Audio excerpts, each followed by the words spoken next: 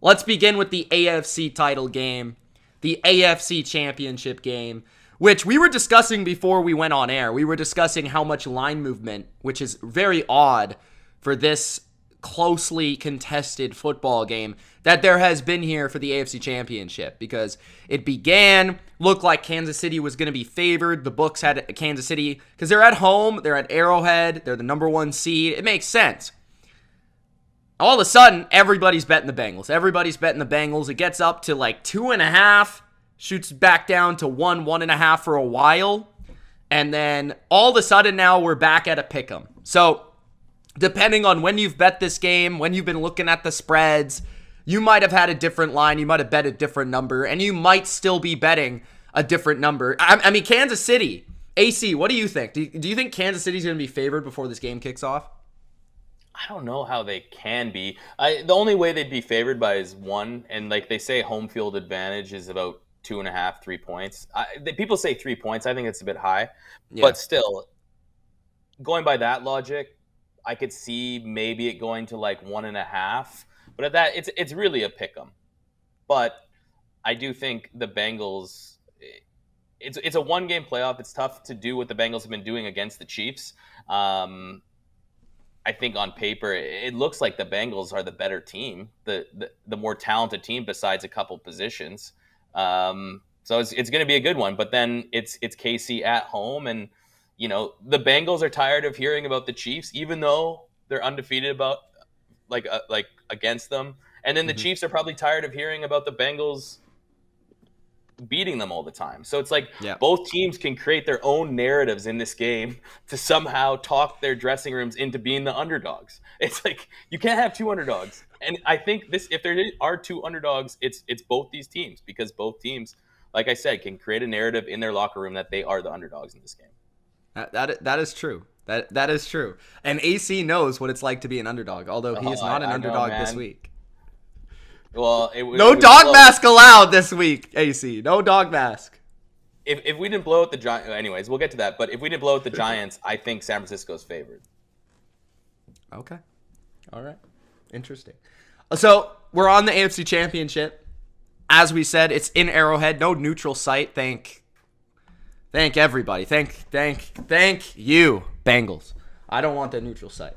But let's begin by breaking it down. Of course, I think the biggest storyline of the game is Patrick Mahomes' injury.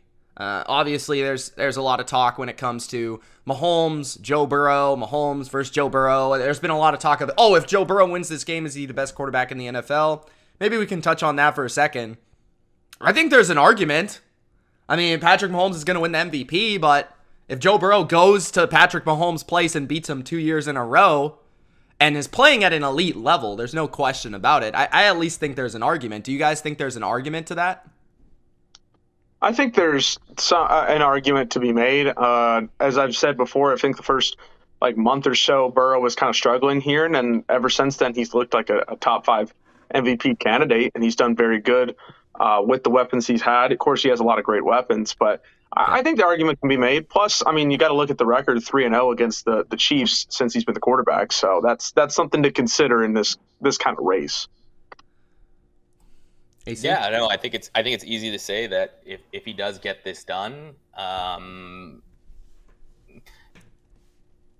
he should. I guess people will say that he's the best quarterback in the NFL. But then what does he do again, right? Because I do think there was a lot of talk even last year. He was still getting that best quarterback in the NFL. And then, what happens in the last game you play? So let's just say if he does get it done, I still think he needs one more game. And then all of a sudden it's Madden covers, it's commercials for Joe Burrow. It's taking that Mahomes ad money for sure if he wins the Super Bowl. I think just winning this game isn't enough for that big allure of national popularity. He's already there, but to get to that next Mahomes level, he needs to win the next one after this. Yeah, that's a good point. Yeah. I think Joe Burrow's been amazing. I think Joe Burrow has been the best pocket quarterback in the NFL this year. I think Patrick Mahomes has been the best playmaker. Patrick Mahomes overall, I think, has been the best quarterback this year, and I did not say that about him last year. I thought it was a down year last year for Patrick Mahomes, quite honestly. And for Joe Burrow, I felt like last playoffs, as much as he got all the headlines, I don't think he was really the reason they went to the Super Bowl. And I know he was part of it, but the defense played a huge role. And that's where we should begin, is looking at that matchup, the Cincinnati defense versus the Kansas City offense. Because I think that's a big reason they were able to win that game last year in the AFC Championship, win the game earlier this year.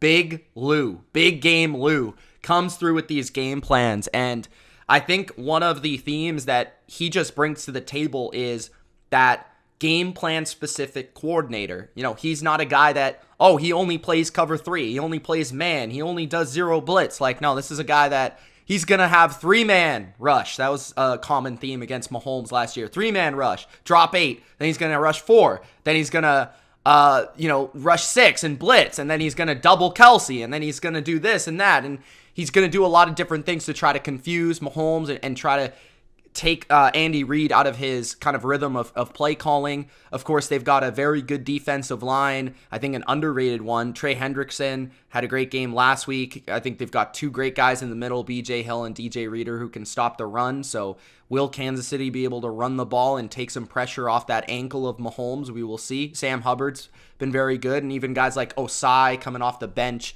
rushing the passer, have been good as well.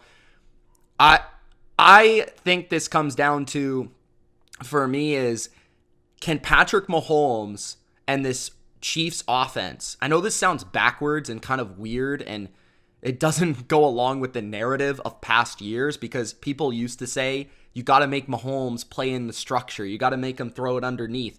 I think this game comes down to, can Mahomes create the big throws down the field?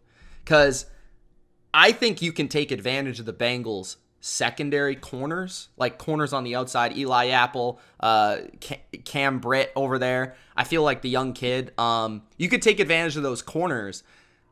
The Bengals got good linebackers. They got good safeties. They got guys that can tackle in the middle of the field. I think they'll have a plan for Kelsey. Usually Trey Flowers matches up with Kelsey a lot. I think it's going to come down to, can Valdez-Scantling create a big play? You know, can Kadarius Toney create a big play? Can one of these receivers create a couple chunk plays for this offense? Because I think it's challenging to go 10 plays on a drive to beat this Bengals defense the way they're playing right now. Do you guys agree with me? Do you guys see a narrative, an X factor, something within this matchup that you're really looking forward to? Dilly, what do you think?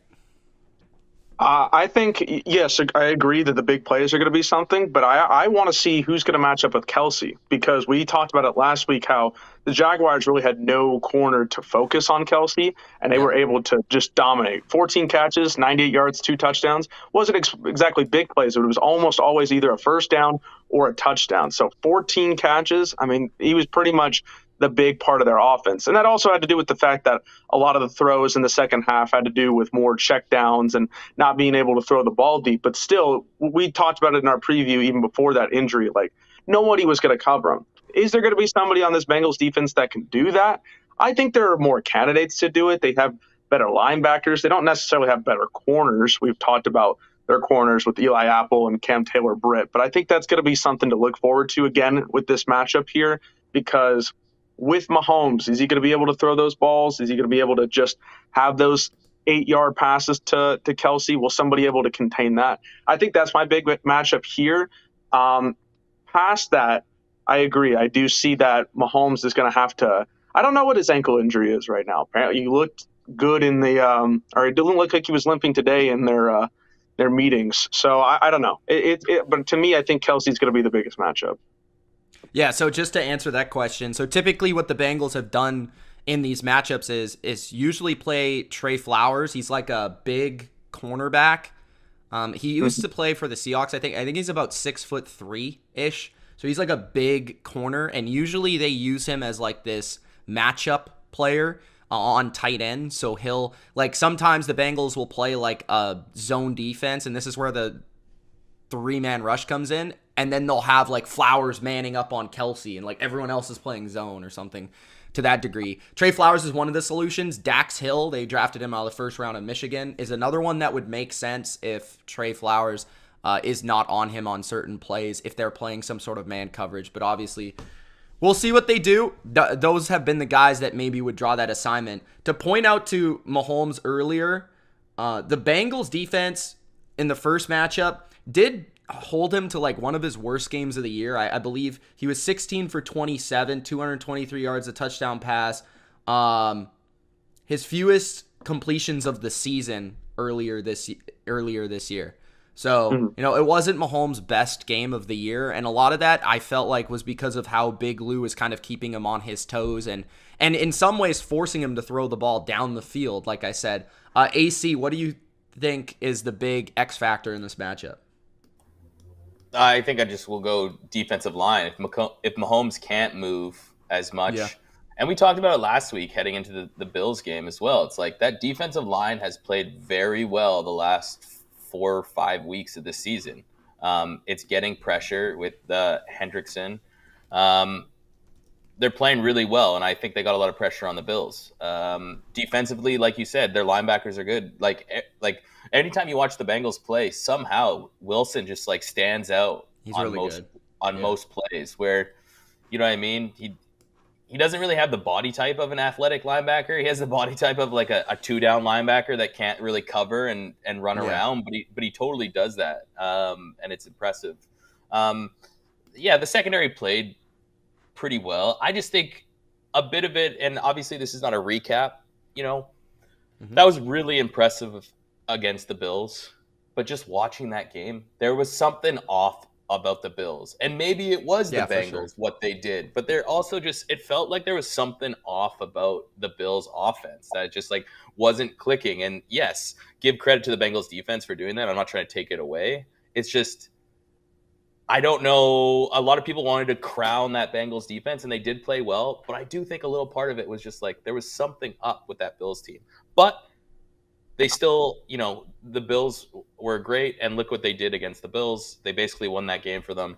I think they can do it again, but I do think it just starts with the defensive line, which has been the best unit for the Bengals in the last 5 weeks. I think they continue to do that, and we'll see and then Chiefs offensively. Like one of those receivers is gonna have to make a big play, right? In crunch time. Because I could easily see that whole Chiefs thing if they lost this game, or even how close that Jags game was. Everyone starts talking. It's like they needed a Tyreek Hill. I could definitely see that being like the narrative in this game. Oh, they really could have used Tyreek Hill. Yeah, for sure. I don't disagree, and I might even be saying that after this game. I'm a big Tyreek Hill guy. It's hard to replace that guy, but that's why they picked up a guy like Tony. They signed Juju. They signed Valdez-Scantling. They have these guys because last year the problem was, we only got 2 guys to throw to. Well, now they got more, but can any of them step up in that big situation? I think the running game as well, which we haven't really touched on. Pacheco had a pretty nice game in the first matchup. Like, he was able to make some plays, and he looked explosive last week. He is definitely a guy that can take it the distance if he sees just a little bit of space there. And I like him as a hard runner. So I think they're going to have to stay balanced. Like, I think Reed's going to have to be honest. Sometimes he does get a little pass happy, and for good reason. I mean, he's got Mahomes and stuff, but I feel like they should be balanced in this game, especially if Mahomes is a little hobbled and can't really extend those plays. They're going to have to stay balanced. I think the Bengals are definitely going to probably lean towards taking away the pass over the run. So I do feel like there's going to be avenue for them to run the football and stay balanced. Moving to the other side of the football, this is the one where I feel like the Bengals have clearly kind of dominated this matchup over the last 3 games. And it's mostly to do with how just ridiculous their receiving core is. Like, Joe Burrow has played well, but the Chiefs just simply have not been able to match up with Jamar Chase most specifically. And then on top of that, they did do a better job last time they played. I think he caught 7 for 79, which is still a solid game, but it's not like 200-something yards like he had last year. And then T. Higgins and Tyler Boyd, and now you got Hayden Hurst to deal with.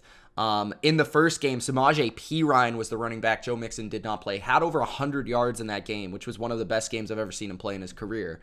So a lot of it is like a mismatch thing. Do you guys think the Chiefs can do anything better this time around, or do you see anything from the Chiefs defense right now that makes you think they're going to do a better job of slowing down Joe Burrow and company? Dilly? I think there's some things to kind of like about what they're bringing this time around. Like you said, they have been kind of getting beat in certain ways here in the last couple of weeks, especially in their matchups. With the Bengals, it's been kind of a struggle for them. But I think eventually you see a team enough times and you kind of learn like, okay, this is kind of something we need to focus on. If anything, I think they want to focus on stopping Jamar Chase, and if somebody else can get open, they're just going to have to accept it. That's one thing I think. And also for the Bengals, which is a positive, is that the running game kind of got going last week. I know obviously the weather kind of had to do something with it, even though Burrow still threw 36 times. They were able to rush for over 100 yards.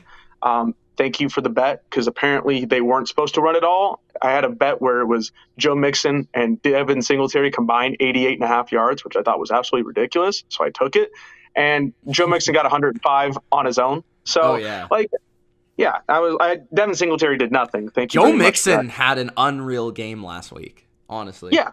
He had one of his best games of the season. So, that's something I think that's going to be a benefit for the Bengals is okay, we know he's still a good running back, and we know that he can play here in the playoffs. So that's, I think, something the Chiefs are going to be a little bit worried about for me. I don't know if they're going to be able to match up with everybody, like I said, but I think there's going to be some matchups they are going to want to focus on more, and they'll just kind of be content with living if, let's say, T. Higgins goes off. He only had 3 catches last week. I could see more coming his way. I think he could be an X factor here. Yeah, they do have I don't recall if McDuffie played in the first matchup, but he's been really good since he came back for them, and they haven't allowed a 300-yard passer since he was back in the lineup. I saw that statistic earlier today. Talking about Mixon and the run game, I mean, awesome last week, but I will say the Chiefs are a lot more equipped of playing the run than the Bills are. The Bills just got steamrolled. It felt like they were too small or something. The Bengals just beat them up with a backup offensive line, and I think that's where AC is going to go probably. Chris Jones is an absolute freak show. Probably the best interior defense lineman in the league right now, so he might have to take over this game. Is that where you're looking, AC, for the Chiefs defense?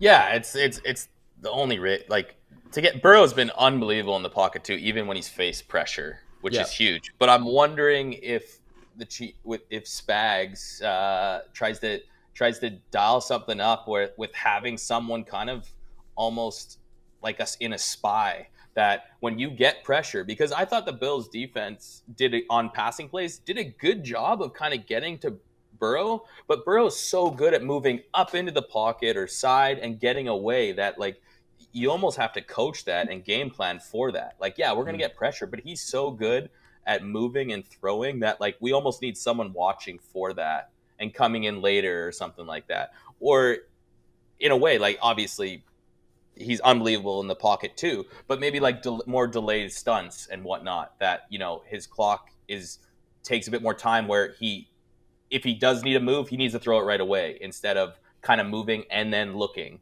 So that's a big thing for me. Like you said, though, with McDuffie being back and the Chiefs defense, that first time around, they have statistically been better, right? So, and even if you think about it, the Jags were all hyped that, we watched the Jags in the San Diego game and everyone was hyped on that Jags defense, and they did a pretty good job. There's the brain They fart actually touch. did, yeah. Yeah, like Lawrence only threw for 217, and obviously Zay Jones and Kirk and Ingram combination is not as good as Higgins and Chase, not even close. But they're still athletic, right?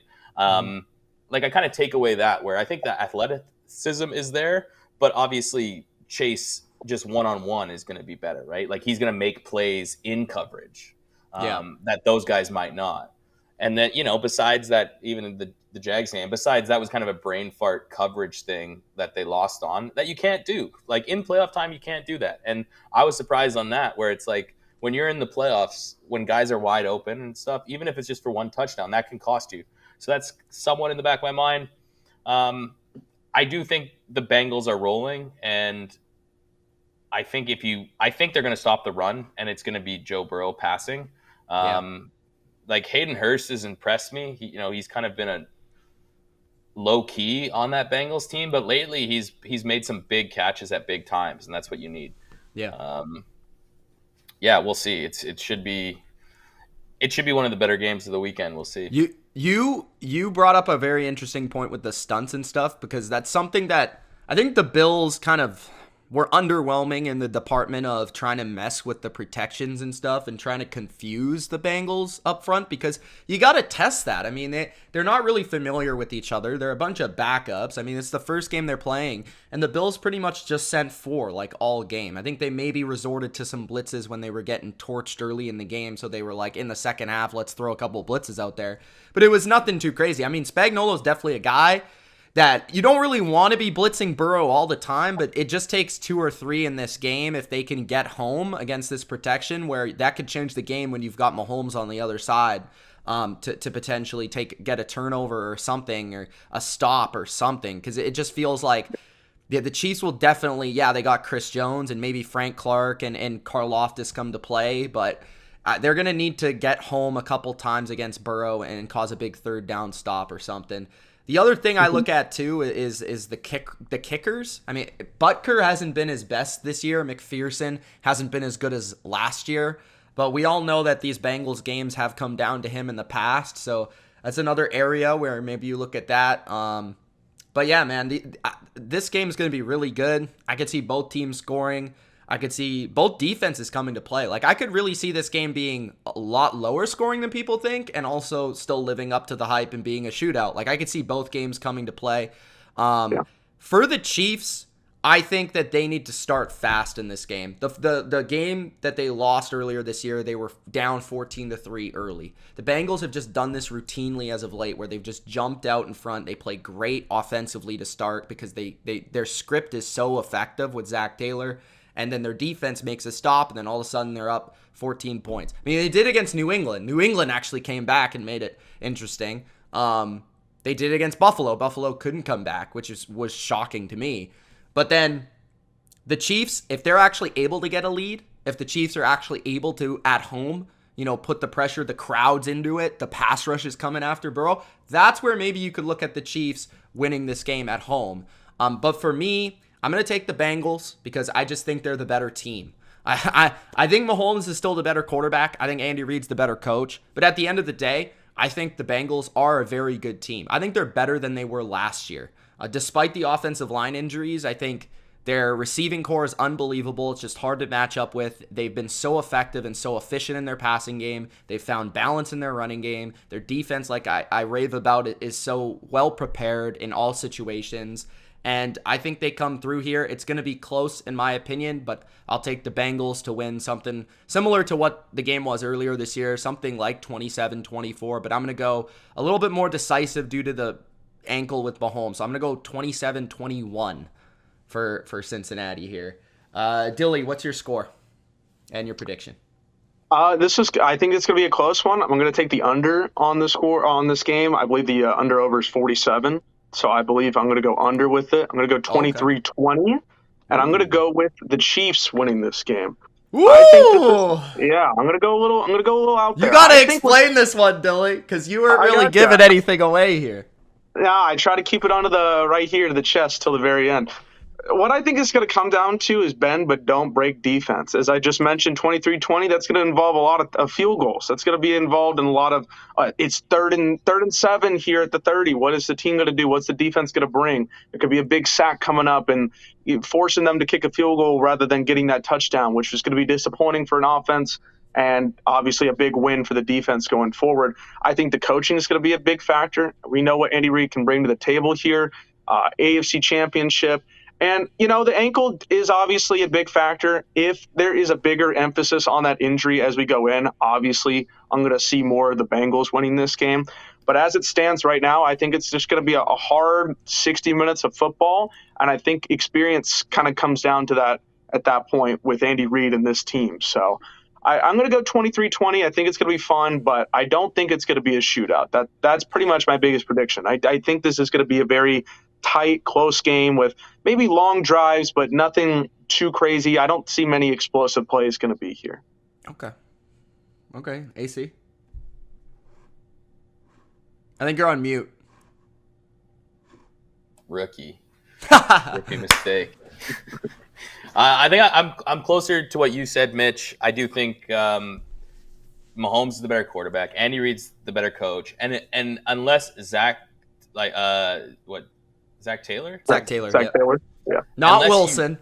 Yeah.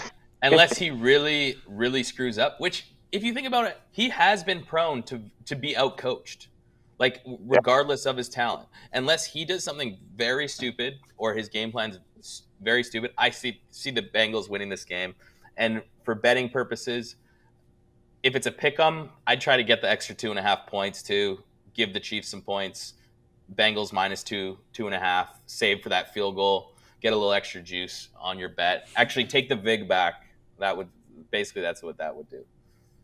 Take whatever the sportsbook don't want to give you, and you can get it back by saying the points. But so that's my pick. I think that the Bengals are going to go to the Super Bowl, and they'll be playing. Who knows? We'll get to that. Do you have a score prediction? I'm gonna go a bit higher. I'm gonna go 31-24. Okay. Bengals. Yeah, I think it's going to be in that range. I'm a little surprised by Dilly going a little bit lower scoring in that game, but I like the idea of it. I could see it, like I said. I don't know. It's hard for me with Burrow and Mahomes to say that this is going to be that low scoring. These playoffs have been surprising in certain ways. We got a lot of blowouts last week, and I think we're going to get some kind of a close, tight matchup here. I got that low scoring feeling.